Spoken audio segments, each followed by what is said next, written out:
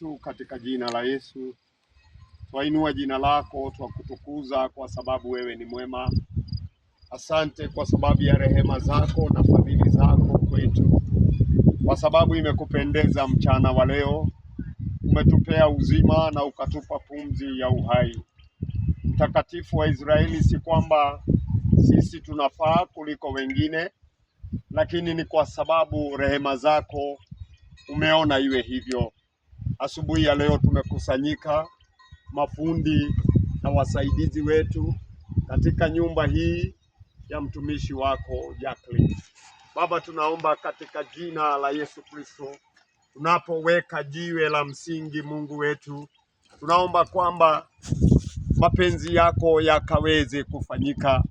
Nasema katika neno lako kwamba usipoijenga nyumba, waijengao wafanya kazi ya bure. Nasi tunaomba ulinzi wako katika kazi hii. Tunaomba ulinzi wako katika mwenye nyumba hii, kwamba tunapoendelea na kazi hii katika jina la Yesu Kristo, ikakuwa ya manufaa kwa kila mmoja wetu na hasa kwa mwenye nyumba.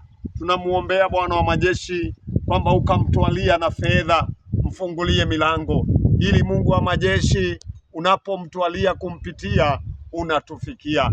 Nasi tunapofanya kazi, tunaomba kwamba tukafanye kazi kama wanaokufanyia wewe.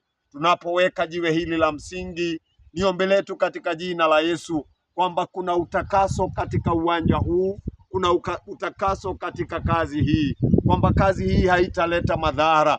Tunakataana na roho wa kuleta ajali, tunakataana na roho wa ugomvi katika jina la Yesu Kristo. Jambo moja tunatangaza ni kwamba tutafanya kazi hii kwa umoja na kwa upendo, na mwisho nyumba hii, mtakatifu wa Israeli, itakuwa nyumba yenye amani. Wenyewe watakapoiishi watahisi uwepo wako, kwa sababu ulinzi wako unaanza sasa mpaka siku zao zote na siku zetu zote. Baba, tunapoendelea tubariki, bariki mwenye nyumba hii, kila mmoja, hata suppliers wanapo supply mahali hapa, wacha wasupply mahala ambapo nguvu zako zinatawala. Pokea sifa, heshima na utukufu katika jina la Yesu tumeomba. Amen.